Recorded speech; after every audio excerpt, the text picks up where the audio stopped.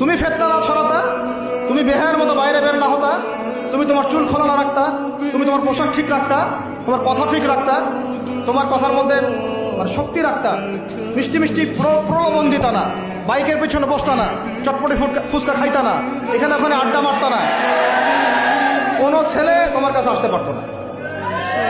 তোমরা এই কাজ করেছো, ছেলে আসতে পেরেছে। আপনারা তো কিছু হইলে ছেলেদেরকেই দোষ দেন। ছেলেরা তো এমনি আকর্ষিত হবেই। আমি একজন ছেলে হিসেবে বলতেছি এটা না তো বিষয়টা।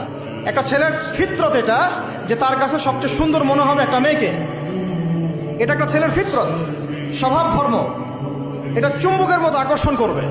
আর এর উপর যখন আপনি এটাকে ফ্রি অ্যাক্সেস করে দিবেন, লাইসেন্স করে দিবেন, বেপর্দায় বের হবে, গায়ের জামা কাপড়ের ঠিক তাই, হ্যাঁ, তারপর কথাবার্তা মিষ্টি মিষ্টি প্রলোভিত টানতেছে, সিডিউস করতেছে, তখন তো একটা ছেলে মানে মিসগাইডেড হইতেই পারে, স্বাভাবিক।